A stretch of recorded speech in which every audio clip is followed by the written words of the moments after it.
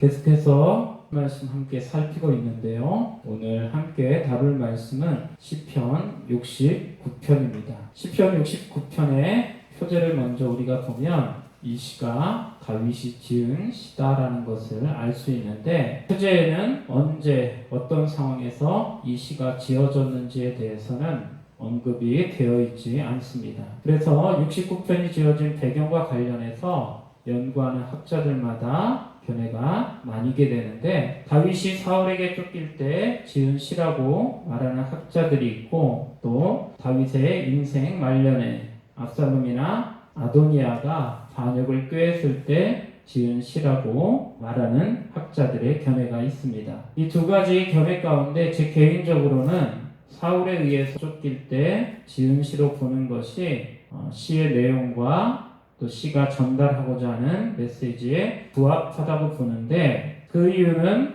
바로 이 시가 예수 그리스도에게 적용되어지는 시이기 때문에 그렇습니다. 시편 69편은 45편과 더불어서 메시아 예언시라고 불리는데, 45편이 영광스러운 왕으로 오실 메시아에 대해서 노래하는 시라면, 시편 69편은 의를 위하여 핍박받는 하나님의 종으로 오실 메시아에 대해서 노래하는 시라, 이렇게 이야기할 수가 있습니다. 69편은 시편에 기록된 수많은 시들 가운데 신약에서 가장 많이 인용되는 시로, 69편의 여러 구절들이 복음서에서 예수님에 의해 성취되는 것을 우리가 확인할 수가 있습니다. 먼저 4절 말씀은 요한복음 15장 25절에서 예수님에 의해서 성취되는 것을 우리가 볼 수 있는데, 요한복음 15장 25절 말씀을 같이 한번 찾아보겠습니다. 그러나 이는 그들의 율법에 기록된 바 그들이 이유 없이 나를 미워하였다 한 말을 응하게 하려 합니다. 예수님께서 사람들로부터 미움을 받는데, 예수님이 하신 일은 다른 일이 아니었습니다. 하나님의 뜻을 이 땅 가운데서 드러내는 것이 예수님의 일이셨어요. 그런데 예수님이 하나님의 일을 하실 때마다 사람들이 예수님께 대적을 합니다. 그렇게 예수님께 사람들이 대적을 할 때, 예수님은 자신이 사람들로부터 미움을 받는 것과 관련해서 시편 69편 4절에 기록된 말씀을 인용해서 제자들에게 말씀하시고 있는 거예요. 4절에 보면 까닭없이 나를 미워하는 자라는 표현이 나오는데, 지금 요한복음 15장 25절에서 예수님이 인용하고 있는 말씀이 바로 그 말씀이죠. 까닭없이, 이유 없이 나를 미워하였다라는 그 말을 응하게 하려 함이라, 이렇게 예수님께서 말씀을 하고 있습니다. 예수님의 삶을 통해 직접적으로 성취되는 말씀은 이 4절 말고도 9절과 21절과 25절에서 찾을 수 있는데요. 69편 9절에 기록된 말씀은 예수님이 성전을 정화하시는 장면을 통해서 성취되는 것을 확인할 수가 있어요. 우리 요한복음 2장 13절에서 17절 말씀 같이 한번 찾아서 읽겠습니다. 유대인의 유월절이 가까운지라 예수께서 예루살렘으로 올라가셨더니 성전 안에서 소와 양과 비둘기 파는 사람들과 돈 바꾸는 사람들이 앉아있는 것을 보시고 노끈으로 채찍을 만드사 양이나 소를 다 성전에서 내쫓으시고 돈 바꾸는 사람들의 돈을 쏟으시며 상을 엎으시고 비둘기 파는 사람들에게 이르시되 이것을 여기서 가져가라. 내 아버지의 집으로 장사하는 집을 만들지 말라 하시니, 제자들이 성경 말씀에 주의 전을 사모하는 열심히 나를 삼키리라 한 것을 기억하더라.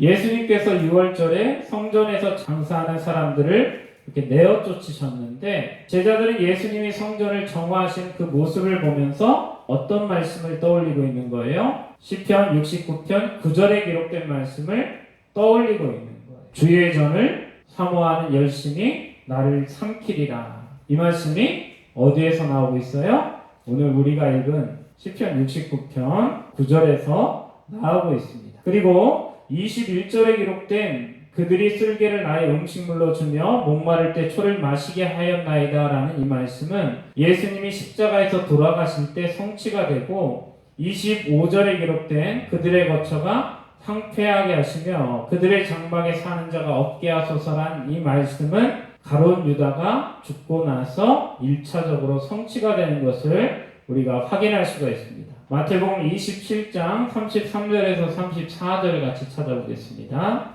골고다 즉 해골의 곳이라는 곳에 이르러 쓸개 탄 포도주를 예수께 주어 마시게 하려 하였더니 예수께서 맛보시고 마시고자 하지 아니하시더라.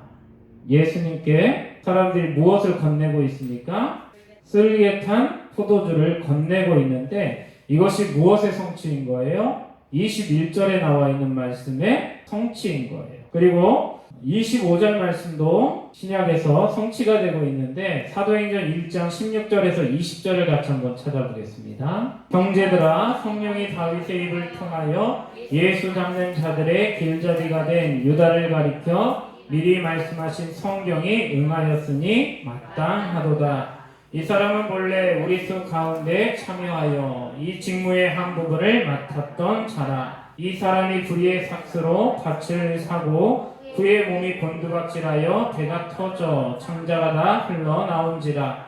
이 일이 예루살렘에 사는 모든 사람에게 알려져 그들의 말로는 그 밭을 아겔다마라 하니 이는 피밭이라는 뜻이라. 시편에 기록되었으되 그의 거처를 황폐하게 하시며 거기 거하는 자가 없게 하소서 하였고 또 일렀으되 그의 직분을 타인이 취하게 하소서 하였더라. 여기 보면 그 사도들이 가룟 유다의 죽음을 무엇으로 지금 이해하고 있습니까? 시편에 기록된 말씀이 성취된 것으로 69편 5절 이하에 기록된 그 말씀이 가룟 유다를 통해서 성취된 것으로 이해하고 있음을 우리가 확인할 수가 있습니다. 이 모든 말씀을 통해서 우리는 69편이 고난받는 하나님의 종으로 오실 메시아에 대한 예언의 시임을 알 수가 있는데 다윗에 의해 기록된 말씀들이 긴 시간의 간격을 뛰어넘어서 마침내 예수 그리스도를 통해서 온전히 성취되는 것을 확인할 수가 있습니다. 사랑하는 성도 여러분, 하나님의 말씀은 1.1획도 사라지지 않고 반드시 이루어진다라는 이 사실을 이 말씀을 통해서 깨달아 아실 수 있기를 바랍니다.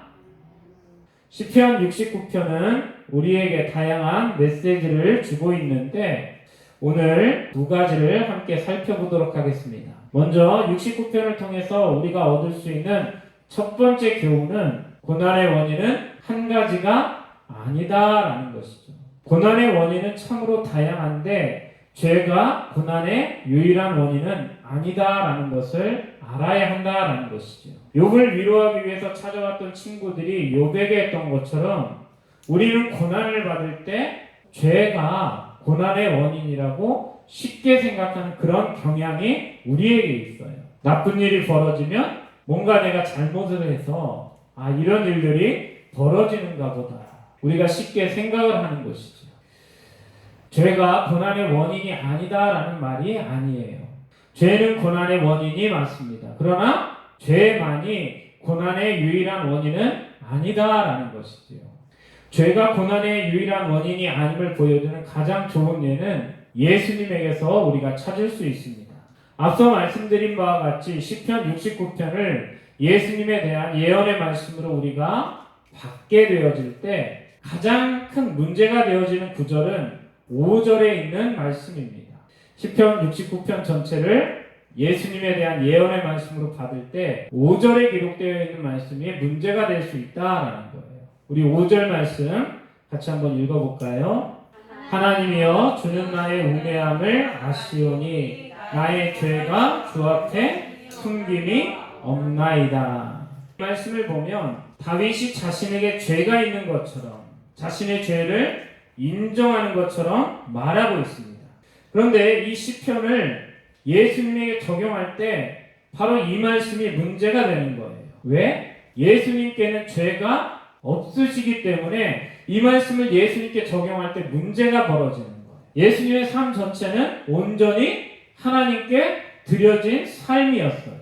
그런데 죄를 인정하는 것처럼 말하는 이 5절을 어떻게 죄가 없으신 의로우신 예수님께 적용할 수 있느냐라는 문제가 생기게 되는 거예요. 여기서 우리는 다윗이 5절에서 진짜로 말하고자 했던 것이 무엇인가를 곰곰이 생각해 볼 필요가 있습니다. 5절에서 다윗은 진짜로 자신의 죄를 인정하고 있을까요? 다윗이 사용하고 있는 말만 놓고 보면 5절은 자신의 잘못을 인정하고 죄를 인정하는 것처럼 보여집니다. 그런데 저는 이것이 자신의 죄를 인정하는 것이라고 생각하지 않아요. 오히려 저는 이것이 자신의 무죄를 강하게 주장하기 위해서 사용하고 있는 반어적인 표현이라고 생각을 합니다. 칼빈은 그의 주석에서 이 말씀을 주석하면서 다윗은 반어적으로 말하고 있다 이렇게 이야기하고 있는데 저는 그 칼빈의 해석에 전적으로 동의합니다. 여기 이 말씀을 보면 주는 나의 우매함을 아시오니라 라고 이렇게 말하고 있는데 이것은 자신이 진짜로 우매하다라는 뜻이 아니다라는 거예요. 진짜로 우매해서 하나님이 나의 우매함을 아신다라는 게 아니라 내가 행한 우매함이라는 것은 무엇밖에 없다? 사람들이 나를 욕하는데도 불구하고 타협하지 않고 하나님의 말씀을 따른 것이 우매함이라면 우매함이라고 할 수 있다라는 거예요. 그리고 뒤에서는 뭐라고 이야기합니까? 나의 죄가 주 앞에 숨김이 없나이다라고 말하고 있는데 이 말씀 역시 마찬가지입니다. 내가 죄를 지었다라는 것이 아니라 내가 지은 죄가 있다면 그것이 하나님 앞에서 숨김없이 드러날 것이다 라는 뜻이에요. 그만큼 다윗은 어때요? 하나님 앞에서 자신이 있다라는 거예요. 쉽게 말하면 5절은 이런 뜻입니다. 하나님은 나를 누구보다 잘 아시지 않습니까?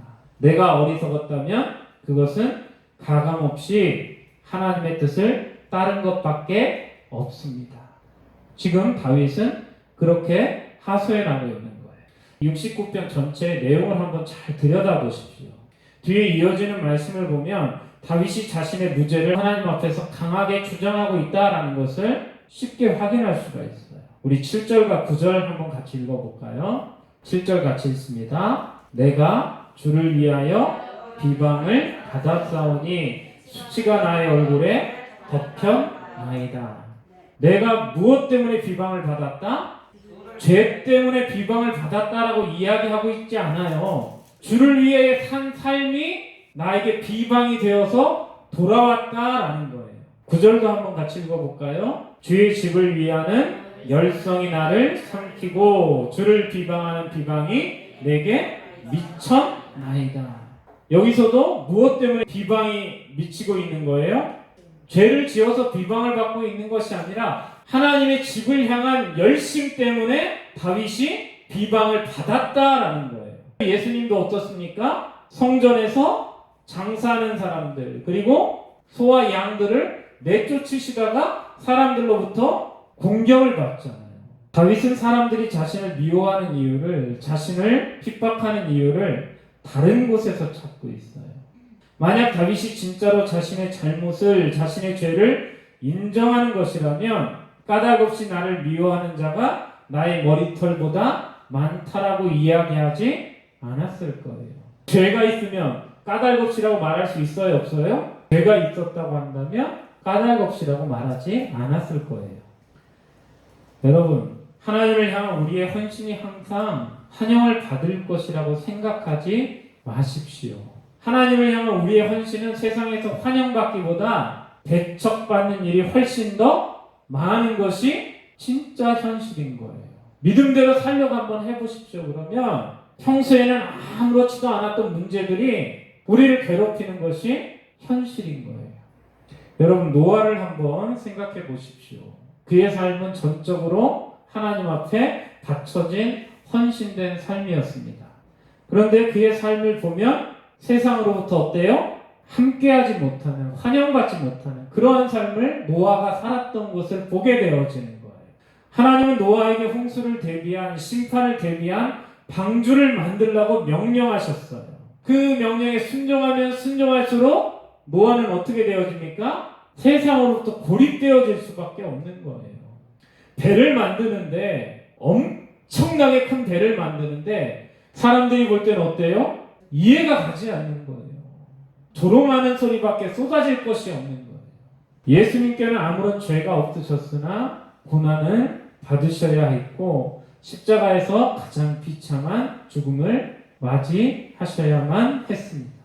의를 위한 삶이 하나님을 향한 열심이 고난의 또 다른 원인이 될 수도 있다라는 이 사실을 우리 사랑하는 성도들은 반드시 기억할 수 있기를 바랍니다. 우리는 죄 때문에 고난받는 자가 아니라 의를 위하여 핍박을 받는 자가 되어야 합니다. 죄 때문에 고난을 받는 자와 다르게 의를 위하여 핍박을 받는 자는요, 복된 자입니다. 제 말이 아니에요. 예수님이 하신 말이에요.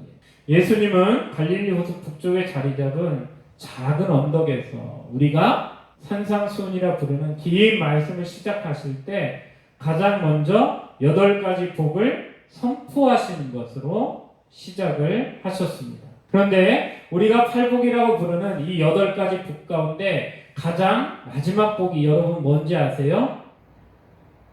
첫 번째는 우리가 잘 알죠. 첫 번째 복은 뭡니까? 가난한 자는 복이 있나니. 그런데 8번째 마지막 복은 여러분 뭔지 기억하세요? 마지막 복은 의를 위하여 핍박을 받는 자가 복되다라는 거예요. 한번 직접 찾아볼게요. 마태복음 5장 10절에서 12절 같이 함께 찾겠습니다. 의를 위하여 박해를 받는 자는 복이 있나니 천국이 그들의 것이니라. 나로 말미암아 너희를 욕하고 박해하고 거짓으로 너희를 거슬러 모든 악한 말을 할 때에는 너희에게 복이 있나니 기뻐하고 즐거워하라. 하늘에서 너희의 상이 큼이라. 너희 전에 있던 선지자들도 이같이 박해하였느니라. 할렐루야. 이 말씀을 잘 보면 이 8번째 복이 나머지 복과 다른 점이 있어요. 앞에 7가지 복은 어떻습니까?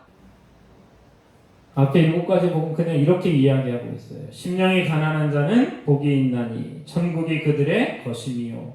애통하는 자는 복이 있나니 그들이 위로를 받을 것이니요. 온유한 자는 복이 있나니 그들이 땅을 기업으로 받을 것이니요. 의에 줄이고 목마른 자는 복이 있나니 그들이 배부를 것이니요. 긍휼히 여기는 자는 복이 있나니 그들이 긍휼히 여김을 받을 것이요. 마음이 청결한 자는 복이 있나니 그들이 하나님을 볼 것이며 화평하게 하는 자는 복이 있나니 그들이 하나님의 아들이라 일컬음을 받을 것이며. 앞에 복은 어때요? 복이 있다 말하고 복의 내용에 대해서 언급한 후에 그걸로 딱 끝나요. 그런데 마지막 이 8번째 복을 보면 어때요? 의를 위하여 박해를 받는 자는 복이 있나니 천국이 그들의 것임이라. 여기서 끝나지 않아요. 뒤에 말씀이 어때요? 이어지고 있어요. 나로 말미암아 너희를 욕하고 박해하고 거짓으로 너희를 거슬러 모든 악한 말을 할 때에는 너희에게 복이 있나니 기뻐하고 즐거워하라. 하늘에서 너희의 상이 큼이라. 어때요? 다르죠. 십계명에도 보면 5계명을 우리가 뭐라고 부릅니까? 약속 있는 첫 계명이라 이렇게 부르죠. 왜 그래요? 다른 계명과 다르게 그 뒤에 뭔가 더 덧붙여진 것이 있기 때문에 약속 있는 첫 계명이라고 불러요. 5계명을. 그런데 이 8번째 복도 어때요? 다른 7가지 복과는 다르게 무엇이 더 덧붙여져 있어요? 설명이 덧붙여져 있어요. 그리고 거기에 큰 상이 있다라고 예수님께서 말씀하시고 있는 거예요. 여러분, 예수님께서 이렇게 말씀하시는 데에는 분명한 이유가 있습니다. 이렇게까지 예수님께서 말씀하시는 이유는 우리가 의를 위해서 핍박받는 일을 싫어하기 때문에 그래요. 이렇게 자세히 이야기하고 큰 상이 있다라고 이야기하는 이유는 그걸 우리가 그만큼 원하지 않고 있다라는 말이 되기 때문에 이렇게까지 예수님께서 말씀하시는 거예요. 우리는 의를 위해서 핍박받는 일이 복되다라는 것을 잘 알고 있습니다. 그런데 실제 삶에서 의를 위해서 핍박받는 삶을 살기를 원치 않아요. 복되다라는 것은 알지만 그 복된 삶을 살고 싶어 하지 않는 거예요. 천국이 저희 것임이라 분명하게 말씀하셨음에도 불구하고 의를 위해서 싸우기보다는 적당히 타협하며 살아가는 그 삶을 우리가 살게 되어지는 것이죠. 의를 위해서 핍박받는 삶을 원하지 않는 것은 그것이 너무나도 고달프다라는 것을 잘 알기 때문입니다. 예수님을 핍박했던 자들은, 예수님을 십자가에 못 박았던 그 자들은 우리가 의를 위해 열심을 낼 때 우리를 그냥 내버려 두는 일이 없습니다. 우리가 주를 향한 열심을 낼 때, 그 열심이 우리를 삼킬 때 그들은 예수님을 공격했던 것처럼 똑같이 우리를 공격하는 거예요. 그걸 우리가 잘 아니까 어때요? 그런 삶을 살고 싶지가 않은 거예요. 예수님은 이러한 우리의 마음을 누구보다 잘 아시기 때문에 다시 한번 더 분명하게 설명을 하고 있습니다. 의를 위하여 핍박을 받는다라는 것이 어떤 것인지, 그리고 그 일에 얼마나 큰 상이 기다리고 있는지를 우리에게 말씀해 주시고 있는 거예요. 사랑하는 성도 여러분, 의를 위하여 핍박받는 자가 복되다라는 사실을 기억하는 것으로만 그치지 마시고, 여러분 그러한 삶을 살아갈 수 있는, 실천하실 수 있는 우리 참된교회 성도들이 되실 수 있기를 바랍니다. 큰 상이 약속되어 있다라는 것을 기억하면서 힘들어도 앞으로 나아가야 되는 거예요. 두 번째로 본문이 우리에게 주는 교훈은 기도할 때 끝까지 인내함으로 기도해야 한다라는 거예요. 3절에서 우리는 다윗이 얼마나 큰 인내를 가지고 기도했는가를 확인할 수 있습니다. 우리 3절 말씀 같이 함께 읽겠습니다. 내가 부르짖음으로 피곤하여 나의 목이 마르며 나의 하나님을 바라서 나의 눈이 쇠하였나이다. 다윗이 지금 여기서 뭐라고 이야기하고 있습니까? 목이 마르다, 눈이 쇠하였다, 이렇게 말하고 있어요. 그런데 무엇 때문에 목이 마르고 무엇 때문에 눈이 쇠했다라는 거예요? 부르짖음으로 피곤하여 목이 마르다라는 거예요. 얼마나 간절히 하나님께 부르짖었는지 그 목이 마르게 되었고, 얼마나 하나님을 간절히 바랐던지 그 눈이 쇠하였다라고 말하고 있어요. 여기서 알 수 있는 건 뭡니까? 다윗의 기도는 긴 인내의 기도였다라는 것을 알 수가 있어요. 잠시 잠깐 부르짖는 기도로 목이 마를 일이 없습니다. 잠시 잠깐 들여다보는 것으로 눈이 피곤할 일이 없는 거예요. 여러분, 기도함으로 목이 말랐던 적이 있습니까? 바라봄으로 눈이 쇠한 적이 있습니까? 저도 이 말씀을 보면서 스스로 반성하지 않을 수가 없어요. 과연 우리는 얼마나 하나님 앞에 끈질기게 기도했는가, 얼마나 끈질기게 하나님을 바라보았는가, 그것을 생각하면서 반성하게 되어지는 거예요. 여러분, 다윗으로부터 인내의 기도를 배울 수 있기를 바랍니다. 모든 소망이 끊어질 때 성도할 수 있는 유일한 일은 하나님께 소망을 두고 인내함으로 기도하는 것입니다. 응답의 지름길은 없습니다. 응답의 지름길이 있다면 그것은 바로 다윗처럼 인내함으로 하나님 앞에 기도하는 것이 응답의 지름길인 것입니다. 다윗이 깊은 수렁에서 기도할 때, 큰 물이 넘치는 곳에서 부르짖어 기도할 때 하나님은 다윗을 구원하셨습니다. 시편 60편의 기도의 응답을 우리는 시편 40편에서 찾아볼 수 있어요. 이 기도에 하나님이 어떻게 응답하셨는가 시편 40편에서 찾아볼 수 있는데, 시편 40편 1절에서 3절 같이 찾아서 읽겠습니다. 내가 여호와를 기다리고 기다렸더니 귀를 기울이사 나의 부르짖음을 들으셨도다. 나를 기가 막힐 웅덩이와 수렁에서 끌어올리시고 내 발을 반석 위에 두사 내 걸음을 견고케 하셨도다. 새 노래 곧 우리 하나님께 올릴 찬송을 내 입에 두셨으니 많은 사람이 보고 두려워하여 여호와를 의지하리로다. 여기 맨 앞에서 다윗이 말하고 있는 게 뭡니까? 내가 여호와를 기다리고 기다렸더니, 이 말은 무슨 말이에요? 기다림이 짧았다라는 말입니까? 길었다라는 말입니까? 짧았다면 기다리고 기다렸다 이렇게 이야기하지 않았을 거예요. 하나님을 향하여 부르짖고 그 응답을 기다리는데 어때요? 그 기다림의 시간이 굉장히 길었던 거예요. 인내함으로 하나님께 부르짖었다라는 거죠. 그렇게 기도할 때 하나님은 다윗에게 응답하셨고 다윗을 그 기가 막힐 웅덩이와 수렁에서 끌어내사 어디에 세우셨다? 반석 위에 세우셨다라는 거예요. 많은 물들이 덮칠 때 깊은 구덩이가 우리를 삼키려 할 때 인내함으로 기도했던 이 다윗의 모범을 따라 기도할 수 있는 저와 여러분 될 수 있기를 바랍니다. 이것이 본문이 우리에게 주는 두 번째 교훈입니다. 말씀을 맺도록 하겠습니다. 의를 위하여 핍박을 받는 자는 복된 자입니다. 의를 위하여 핍박받는 자에게는 큰 상과 천국이 예비되어 있습니다. 하나님을 향한 우리의 열심이 항상 환영받는 것은 아니지만 그럼에도 우리가 그 길을 걸어가야 하는 분명한 이유가 바로 거기에 있는 거예요. 우리가 그 길을 걸을 때 주님의 승리가 우리의 승리가 된다라는 사실을 기억할 수 있기를 바랍니다. 그 길을 걷다가 보면 때로 흔들릴 때도 있어요. 다윗도 흔들렸고 심지어는 예수님조차도 그 길을 가시다가 두려워하실 때가 있으셨잖아요. 흔들리는 것은 결코 잘못이 아닙니다. 흔들리는 것이 잘못이 아니라 넘어져서 일어나지 않는 것이 잘못인 거예요. 여러분 포기하지 맙시다. 흔들릴 때 중심을 잡을 수 있기를 바랍니다. 넘어졌을 때 다시 일어날 수 있기를 바랍니다. 그 중심을 잡는 것이 바로 기도인 거예요.